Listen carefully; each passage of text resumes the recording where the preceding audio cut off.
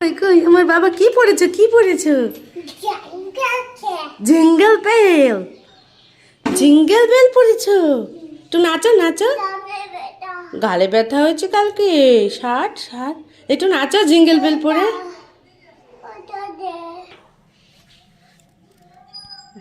নাচো একটু নাচো।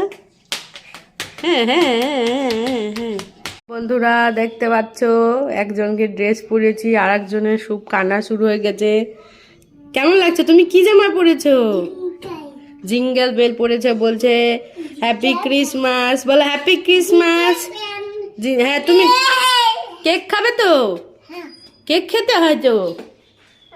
বাবা লাইট নিয়েছে দেখেছো আমার জিঙ্গল বেল। লাইট নিয়েছে আমার জিঙ্গেল।